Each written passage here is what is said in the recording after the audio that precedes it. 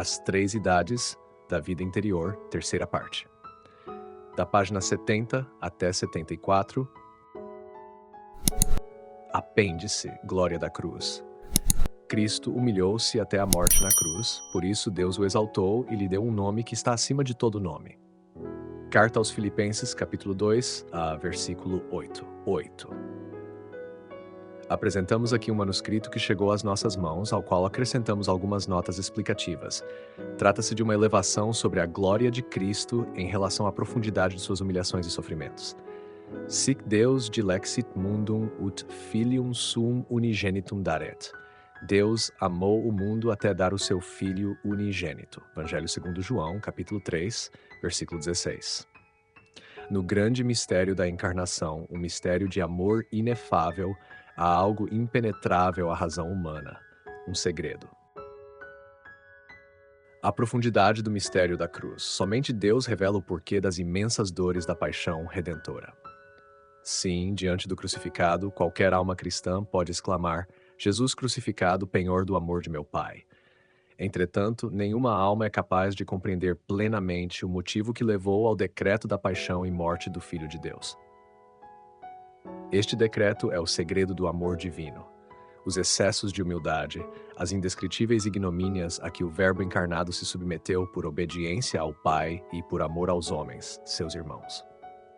Esse oceano de sofrimentos é venerado, mas permanece sem explicação até o dia em que o Senhor decida levantar o véu que oculta tal mistério. Contudo, a alma iluminada sobre esse decreto contempla extasiada as inefáveis harmonias dessa obra-prima, a glória da cruz redentora. As palavras da Sagrada Escritura: ninguém cederei minha glória. Livro de Isaías, capítulo 42, versículo 40, capítulo 48, versículo 11. Isaías 1 em 48 resumem tudo o que está oculto neste mistério da paixão e morte de Jesus Cristo. Elas contêm, ao mesmo tempo, a maravilhosa harmonia de todas as obras divinas. A glória do mistério da encarnação. Desde toda a eternidade, Deus dispôs a encarnação do Verbo, seu Filho, como Redentor do mundo e cabeça da humanidade resgatada. Em nosso Senhor Jesus Cristo, a graça habitual tinha como fim principal a mais elevada união que Deus pôde conceder a uma natureza criada, a união hipostática. Por essa união, o Filho de Maria, que já no ventre materno gozava da visão beatífica, podia dizer: o Pai e eu somos um. Evangelho segundo João, capítulo 10, versículo 30. Essa graça foi concedida a nosso Senhor em razão do propósito que o trouxe à Terra: oferecer como cabeça de seu corpo místico a satisfação ao Deus 3 vezes santo. No entanto, devido à infinita dignidade da pessoa do Verbo, uma única gota do sangue de nosso Senhor teria sido suficiente para resgatar 1000 mundos. Portanto, não devemos buscar na necessidade de resgatar a humanidade pecadora o motivo dos excessos da paixão e morte do Senhor. A glória do mistério da encarnação. Busquemos, portanto, contemplar os esplendores da glória da encarnação ou da manifestação da bondade radiante do Salvador, porque ali os encontraremos. A glória essencial de Deus, a glória incomunicável e própria da adorável Trindade, tornou-se, no mistério da encarnação, a porção magnífica da santa humanidade de Jesus. Assim nos revela São João no prólogo de seu Evangelho: e o Verbo se fez carne e habitou entre nós, e nós vimos a sua glória, a glória do unigênito do Pai, cheio de graça e de verdade. Evangelho segundo João, capítulo 1, versículo 14.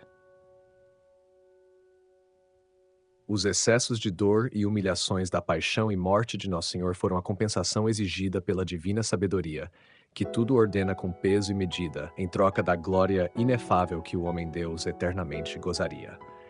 A minha glória não darei a outrem. Profeta Isaías, capítulo 42, versículo 8, dissera Yahweh por meio de seu profeta. E tais palavras não foram desmentidas nem mesmo em favor do Verbo encarnado, uma vez que nosso Senhor Jesus Cristo, por sua paixão e morte, não apenas libertou o mundo do domínio de Satanás, mas também conquistou para sua santa humanidade o direito de ser entronizado nos tabernáculos eternos, à direita do Pai.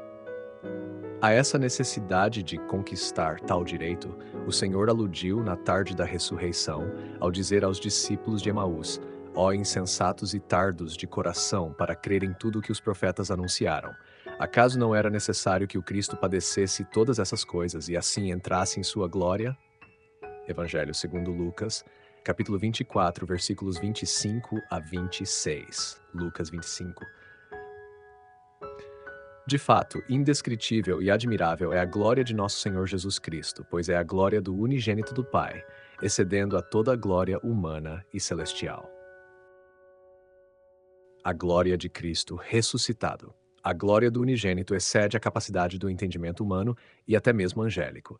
Apenas Deus é capaz de compreendê-la plenamente, pois somente Ele se conhece na medida em que pode ser conhecido. Embora essa glória seja indecível, um texto do Evangelho nos oferece alguma luz sobre o tema. Diz assim: do seio de quem crê em mim manarão, como diz a Escritura, rios de água viva. Evangelho segundo João 17, versículo 38. Foi o que proclamou Jesus em voz alta durante a festa dos tabernáculos. E o evangelista São João acrescenta: ele disse isso a respeito do Espírito Santo, que haveriam de receber os que crescem nele. Dar às almas o Espírito Santo é a glória de Cristo ressuscitado, uma glória única e inefável. O texto sagrado continua: ainda não havia sido comunicado o Espírito Santo, porque Jesus ainda não estava em sua glória. Evangelho segundo João, capítulo 7, versículo 39. O Divino Espírito seria dado em Pentecostes, quando, através das humilhações da paixão e da morte, Jesus entraria em sua glória, conforme a Escritura. Aquele que se humilha será exaltado. Evangelho segundo Lucas, capítulo 18, versículo 14. Mas quem jamais se humilhou como o pontífice da nova aliança, nosso Senhor Jesus Cristo? Por isso, com justiça ninguém foi nem será exaltado como ele. Cristo Jesus se humilhou a si mesmo, tornando-se obediente até a morte e morte de cruz. Por isso, Deus o exaltou e lhe deu um nome que está acima de todo nome, para que ao nome de Jesus se dobre todo o joelho no céu, na terra e nos infernos, e toda língua confesse que o Senhor Jesus Cristo está na glória de Deus Pai. Carta de São Paulo aos Filipenses, capítulo 2, versículo 8. Filipenses. A glória da cruz. Estas páginas lançam uma luz vivíssima sobre as humilhações do Salvador, a noite escura da paixão e os sofrimentos que os santos devem atravessar. Por meio delas, compreende-se melhor o que São João da Cruz escreveu a esse respeito, bem como os sofrimentos reparadores que os grandes servos de Deus, como São Paulo da Cruz, tiveram que suportar. Sabe-se que, depois de ter sido elevado à união transformante aos 31 anos, São Paulo da Cruz passou outros 45 anos em contínuos sofrimentos interiores pela salvação dos pecadores.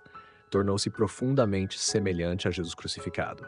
A intensidade, a duração e a continuidade desses sofrimentos foram proporcionais ao eterno galardão de glória, o aeternum gloriae pondus, peso eterno de glória, conforme a expressão de São Paulo, que ele deveria receber no céu. Assim, compreende-se a elevação das virtudes infusas e o progresso na humildade que os aproveitados e perfeitos devem alcançar. Aquele que se exalta será humilhado, e quem se humilha será exaltado. Evangelho segundo Lucas, capítulo 18, versículo 14. O espírito de pobreza. Bem-aventurados os pobres em espírito. Tendo já tratado da humildade e da mansidão, consideraremos agora as virtudes que correspondem aos conselhos evangélicos. Como já falamos da virgindade ao tratar da castidade, resta-nos abordar como a pobreza e a obediência concorrem para a perfeição cristã. Para alcançar essa perfeição, é necessário praticar os 3 conselhos evangélicos. Ou seja, no uso dos bens legítimos, é muito conveniente contentar-se com um pouco menos do que nos é permitido, para garantir que evitaremos o que nos é proibido. A prática efetiva desses 3 conselhos, como já vimos, é um caminho que conduz com maior facilidade, rapidez e segurança à perfeição. Por isso, essa perfeição é mais comum na vida religiosa do que no estado matrimonial. Contudo, a perfeição cristã não consiste essencialmente na prática desses conselhos, mas sim. A glória da cruz. Estas páginas lançam uma luz vivíssima sobre as humilhações do Salvador, a noite escura da paixão e os sofrimentos que os santos devem atravessar. Por meio delas, compreende-se melhor o que São João da Cruz escreveu a esse respeito, bem como os sofrimentos reparadores que os grandes servos de Deus, como São Paulo da Cruz, tiveram que suportar. Sabe-se que, depois de ter sido elevado à união transformante aos 31 anos, São Paulo da Cruz passou outros 45 anos em contínuos sofrimentos interiores pela salvação dos pecadores. Tornou-se profundamente semelhante a Jesus crucificado. A intensidade, mas para alcançá-la é necessário possuir ao menos o espírito dos conselhos, que é um espírito de desapego. É o que escreve São Paulo. O tempo é curto, e o que importa é que aqueles que têm mulher vivam como se não a tivessem, os que choram como se não chorassem, os que se alegram como se não se alegrassem, os que fazem compras como se nada possuíssem, e os que desfrutam do mundo como se não desfrutassem dele, porque a cena deste mundo passa em um momento. Primeira carta aos Coríntios, capítulo 7, versículo 29. Falemos em primeiro lugar sobre o espírito de pobreza, que o Senhor recomenda a todos quando diz: bem-aventurados os pobres de espírito. Excelências da pobreza voluntária. O sentido desta bem-aventurança evangélica é o seguinte: bem-aventurados aqueles que não têm o coração voltado para as riquezas, para o luxo, a soberba e a avidez insaciável, mas sim para a pobreza e a humildade. Jesus afirma que o reino dos céus lhes pertence, não apenas após a morte, mas de certo modo já desde agora. A pobreza voluntária. Esta pobreza voluntária pode ser praticada em meio à abundância de bens terrenos, quando o coração não está apegado a eles, ou na nudez e privações, se estas são suportadas por amor a Deus. A excelência da pobreza voluntária pode ser percebida até mesmo por aqueles que não têm fé, diante dos desordens que nascem da avareza, da cobiça dos olhos, da ânsia por riquezas, dos excessos do capitalismo e do abandono dos pobres que morrem de fome. É necessário desprender-se dos bens terrenos para compreender bem esta verdade, tantas vezes repetida por Santo Agostinho e São Tomás. Ao contrário dos bens espirituais, os bens materiais dividem os homens, porque não podem pertencer de forma íntegra e simultânea a dois. Não é possível que uma mesma casa, um mesmo campo ou um território pertençam integralmente a duas pessoas ao mesmo tempo. Daí nascem divisões, disputas, processos e guerras. Os bens espirituais, por outro lado, como a verdade, a virtude e até o próprio Deus, podem pertencer a muitos ao mesmo tempo. Por isso, enquanto a busca desenfreada pelos mesmos bens materiais divide profundamente os homens, os bens espirituais os unem, e tanto mais quanto mais ardentemente nos entregamos à posse de tais bens. A posse de Deus e o desapego dos bens terrenos. Possuímos a Deus na medida em que o oferecemos aos outros. Se damos dinheiro, ficamos sem ele, mas se oferecemos Deus às almas em vez de perdê-lo, o possuímos ainda mais intimamente. Se, no entanto, recusarmos oferecê-lo a quem nos pede, então o perderemos. Compreende-se assim que, para combater a cobiça dos olhos, o desejo de riquezas, a avareza e o esquecimento dos pobres, o Senhor tenha nos aconselhado a pobreza voluntária e o desapego dos bens terrenos. O espírito de desapego é igualmente necessário ao cristão para compreender o verdadeiro sentido do direito de propriedade individual, evitando abusar desse direito. Muitas vezes esquece-se no que ele consiste, mas as almas interiormente dedicadas devem conhecê-lo profundamente. Como ensina São Tomás, o direito de propriedade consiste no direito de adquirir e administrar os bens materiais. No entanto, quanto ao uso desses bens, é necessário oferecê-los generosamente aos necessitados. Página 186. São Paulo disse em sua primeira carta a Timóteo, capítulo 6, versículo 17: aos ricos deste mundo, manda que não sejam arrogantes, nem ponham sua confiança nas riquezas passageiras, mas no Deus vivo, que nos provê generosamente de tudo para nosso uso. Exorta-os a fazer o bem, a enriquecer-se de boas obras, a repartir liberalmente e a compartilhar seus bens, acumulando assim um tesouro para o futuro, que lhes permita alcançar a vida verdadeira. O espírito de desapego e a caridade evangélica. Esse é o espírito de desapego que deve lembrar a todos o que São Tomás ensina em outro lugar. Se um pobre em extrema necessidade pede um pedaço de pão e isso lhe é negado, ao se apoderar dele não comete roubo, pois tem o direito de não morrer de fome. A vida de um homem vale, evidentemente, mais do que aquele pedaço de pão que não temos o direito de reter quando um de nossos irmãos precisa dele. Dar esmola do que nos é supérfluo para socorrer quem se encontra em grave necessidade é um preceito. Página 187. O mesmo princípio que vale para o pão deve ser aplicado ao vestuário e ao abrigo necessários. É preciso retornar ao espírito da pobreza evangélica para combater, em nossos tempos, os abusos do capitalismo que irritam o trabalhador desempregado e o impedem de alimentar sua família.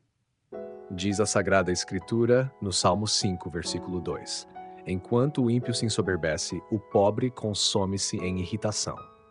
O rico não deve ser um acumulador de bens, mas um administrador dos dons que Deus lhe concedeu, de tal forma que os pobres se beneficiem deles em suas necessidades. Assim, viveríamos não no reino das concupiscências e da inveja, mas no pacífico reinado de Deus. Páginas. É urgente hoje relembrar essas verdades elementares, mesmo ao tratar da vida interior, pois as graves perturbações e perigos da sociedade moderna nos obrigam a considerá-las sob uma perspectiva superior e a colocá-las em prática com grande espírito de fé e desapego. Esse é o remédio contra os desvios extremos, tão opostos entre si: os abusos do capitalismo e os excessos do comunismo, desordens que nascem de uma visão materialista da vida humana e do esquecimento do Evangelho. Página 189. Notas explicativas. Gloria Crucis, termo latino que significa glória da cruz, referindo-se ao triunfo espiritual e à vitória redentora alcançada através da crucificação de Cristo. A expressão sugere a exaltação que deriva da humilhação e sofrimento voluntário por amor à humanidade. 2. Sic Deus dilexit mundum ut filium sum unigenitum dare. Esta citação de João 3,16 enfatiza o sacrifício divino. Deus entregou seu único filho para a redenção da humanidade. É um versículo central da teologia cristã sobre o amor de Deus. 3. União hipostática. Doutrina cristã que afirma que em Jesus Cristo coexistem plenamente duas naturezas, humana e divina, unidas em uma só pessoa. Este é um dos mistérios centrais da fé cristã. 4. Gloriam alteri non dabo. Isaías 42. Minha glória não darei a outrem. Este versículo do profeta Isaías é interpretado como a reivindicação de Deus de sua glória exclusiva e indica que a glória de Cristo se dá plenamente em sua união com o Pai. 5. Pentecostes. Festa cristã celebrada 50 dias após a Páscoa, que marca a descida do Espírito Santo sobre os apóstolos e o início da missão pública da Igreja. Aqui liga-se a glorificação de Cristo após sua ressurreição e ascensão. 6. O que se humilha será exaltado. Um ensinamento recorrente de Jesus que expressa a recompensa espiritual de quem vive com humildade, especialmente no contexto da cruz. 7. São João da Cruz. Místico e doutor da Igreja, autor de obras espirituais que descrevem a noite escura da alma, um estado de purificação espiritual pelo sofrimento.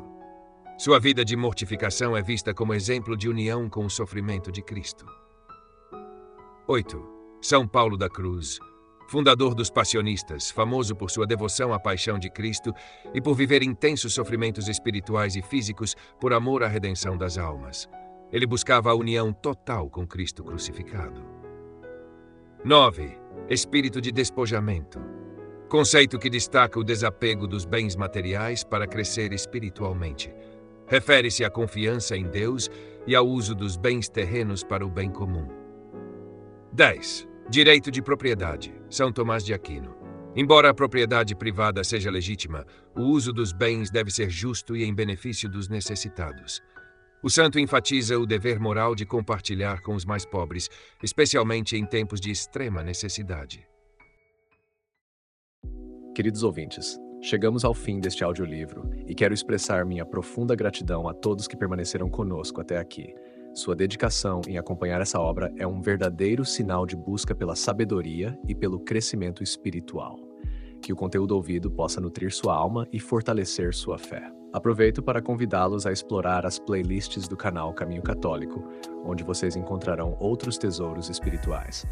São obras que podem acompanhar e iluminar sua jornada, como Castelo Interior de Santa Teresa de Jesus, Confissões de Santo Agostinho, Palavras Bíblicas com o Evangelho comentado por grandes eclesiásticos, Filoteia de São Francisco de Sales, Tratado da Verdadeira Devoção à Santíssima Virgem de São Luís Maria de Montfort, A Imitação de Cristo de Tomás de Kempis e As Três Idades da Vida Interior do Padre Garrigou Lagrange. Cada uma dessas obras oferece um caminho profundo de reflexão e conversão, e espero que possam encontrar nelas a mesma riqueza espiritual que proporcionaram a tantas gerações. Nosso canal está sempre aberto para quem deseja aprender e crescer na fé. Continue nos acompanhando e compartilhando essa jornada espiritual. Mais uma vez, obrigado por sua presença e que Deus abençoe a todos.